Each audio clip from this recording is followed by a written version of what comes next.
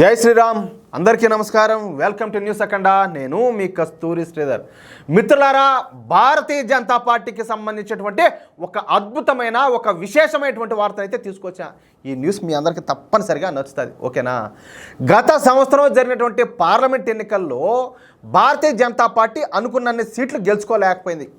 లోక్సభలో magic figure 272 అయితే మన భారతీయ జనతా పార్టీ 240 స్థానాల దగ్గరనే ఆగిపోయింది. దీంతో భారతీయ జనతా పార్టీకు ఇంకా 32 స్థానాలు అయితే కావాల్సి వచ్చింది. దీంతో ప్రస్తుతానికి తన ఎన్డీఏ మిత్రపక్షాలతో కలిసి బీజేపీ ఎలాగోలా అయితే బండిని నడిపించింది.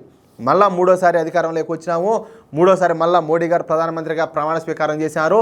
ఆయన తన స్టైల్లోనే పాలన అయితే ఏళ్ళ వెనక్కి తిరిగి చూడకుండా ముందుకైతే తీసుకొని పోతా ఉన్నాడు. ఎక్కడ ఏం సరే ఒరే ఇంత ముందుగా అంతగా మనమే గెలిచిమే, ఇప్పుడు పోయే మిత్రపక్షాల సాయంతో ఉన్నామే, మనం కొంచెం ఆశ చూసి అడుగులేద్దామే, ఇవన్నీ ఏమిలే. దేశానికి ఏది మంచిదో ఏమే అది చేసుకుంటా పోతాను. ఎటువంటి మొహమాటం లే, దాంట్లో డౌట్ ఏం లే. తెలిసిందే కదా మనకు మోడీ గారి గురించి. నెక్స్ట్ లెవెల్ అంతే. నేను ఒకటే మాట చెప్తున్నా, మీరు ఏమైనా అనుకోండియా, మన టర్మ్లో మోడీ గారి లాంటి వ్యక్తి ప్రధానిగా ఉండడం మనం చేసుకున్నటువంటి అదృష్టం, మనం చేసుకున్నటువంటి పుణ్యం. ఆ పుణ్యం చేసుకోబట్టే ఆయన లాంటి నాయకుడు మనకు దొరికినాడు. ఇది మూర్ఖులకు అర్థం కాదు, అర్థమవుతుందా? ఒడివుడో మొట్టమొదటి మొగలకు ఇచ్చే మనిషి ఆడనో పెట్టుకున్నాడంట. అట్టగా ఈ మొండమోపులకు ఈ ఆయన విలువ అర్థం కాదు, ఎంత చెప్పినా అర్థం కాదు. వాళ్ళే మనల్ని పైగా వ్యతిరేకిస్తారు, ఇవన్నీ మాట్లాడతారు, అవన్నీ మీకు తెలిసినట్టే.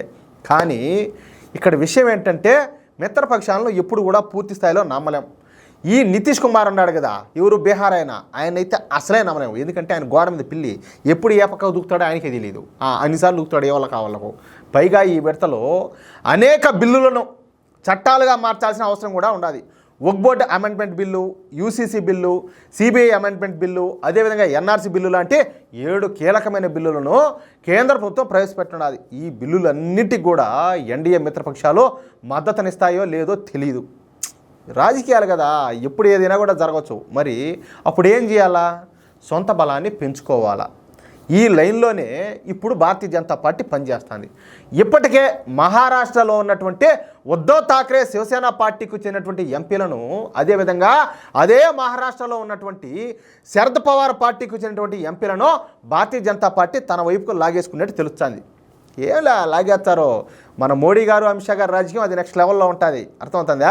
అంటే వీళ్ళు ఇప్పుడే బయటికి రాకుండా రేపు ఈ వక్ఫ్ బోర్డు అమెండ్మెంట్ బిల్లును ప్రవేశపెట్టేప్పుడు ఆ బిల్లుకు మద్దతునిచ్చి ఆ తర్వాత తమ పార్టీలకు రాజీనామాలు చేసి ఆ తర్వాత భారతీయ జనతా పార్టీలో చేరనున్నారు. అది ఒక క్లారిటీతో నడుస్తుంది అన్నమాట రాజకీయం అనేది. ఇక్కడ ఈ 2 పార్టీల నుంచి దాదాపుగా 15 మంది ఎంపీలు భారతీయ జనతా పార్టీలో చేరే అవకాశం అయితే ఉండాలి. ఇక ఇప్పుడు మరొక పార్టీని భారతీయ జనతా పార్టీ టార్గెట్ చేసింది. ఆ పార్టీ పేరు చెప్తే మీరు షాక్ అవుతారు. అదే రాష్ట్రీయ జనతాదళ్ పార్టీ. అంటే మీకు అర్థమయ్యేటట్టు చెప్పాలంటే ఆర్జేడీ పార్టీ అనమాట. ఈ ఆర్జేడీ పార్టీను లాలూ ప్రసాద్ యాదవ్ ఉన్నాడు కదా, ఒక ఆయన బీహార్లో, ఆయన స్థాపించాడు. ఇప్పుడు బాగా క్లారిటీ వచ్చింది కదా. అది సరే, ఈ పార్టీ బీహార్కు సంబంధించినటువంటి పార్టీ. అయితే ఈ పార్టీ కూడా జాతీయ పార్టీగా ఎదగాలని చెప్పేసి ప్రయత్నం చేస్తుంది. ఇంకా ఏమైనా కొరబోయిందేమో, ఎందుకంటే ఈ లాలూ ప్రసాద్ యాదవ్ గెడ్లో మేసాడు కదా, ఇంకా ఏదైనా కొరబోయిందని చెప్పేసి జాతీయ పార్టీగా ఎదగాలనుకుంటా ఉంటాడు. ఆశపడడంలో తప్పే ఉన్నదా? ఏం కాదు, తప్పేలే, ఆశపడవచ్చు, ఆశపడతానే ఉండండి. ఇక ఈ ఆర్జేడీ పార్టీకు గత పార్లమెంట్ ఎన్నికల్లో 4 ఎంపీ స్థానాలు వచ్చినాయి. ఆ 4గురిలో ఆర్జేడీ బీహార్ శాఖకు అధ్యక్షుడైనటువంటి జగదానంద్ సింగ్ కుమారుడు కూడా ఉన్నాడు. ఆయన పేరు వచ్చేసి సుధాకర్ సింగ్. ఈ సుధాకర్ సింగ్ ప్రస్తుతం ఆర్జేడీ తరఫున లోక్సభ ఎంపీగా బాధ్యతలు అయితే నిర్వహిస్తున్నాడు. అయితే లాలూ ప్రసాద్ యాదవ్ కుమారుడైనటువంటి తేజస్వి యాదవ్ గురించి మీకు అందరికీ తెలిసే ఉంటుంది. 9వ తరగతి తప్పిన తేజస్వి యాదవ్కు సరిగ్గా సంతకం పెట్టడం కూడా రాదంట. నేను చెప్పడంలో ఈ మాట ఏమే, సాక్షాత్తు ఎన్నికల స్ట్రాటజిస్ట్ అయినటువంటి ప్రశాంత్ కిషోరే ఈ మాట చెప్పినాడు. సరే, ఈ తేజస్వి యాదవ్ పూర్తిగా ఈ ఒంటెద్దు పోకడలో అయితే ప్రదర్శించాడంట. అంటే అంతా ఆయన ఆడింది ఆట, పడింది పట్ట, అంతే. ఈయన చెప్పినట్టే మిగతా వాళ్ళందరూ కూడా వినాలన్నమాట. ఆ రకంలో నడుచుకుంటానంట. ఎందుకంటే ఈ తండ్రికి తగ్గ తన్నాడు కదా, ఆ మాత్రం ఉంటుందిలే. అందులో బీహార్ వాళ్ళు అయిపోయా, ఇంక చెప్పాల్సిన అవసరం లేదు. ఎవరిని లెక్క చేయడం లేదంట. పైగా ఆర్జేడీ బీహార్ శాఖ అధ్యక్షుడైనటువంటి ఈ జగదానంద్ సింగ్ను అవమానిస్తాడంట.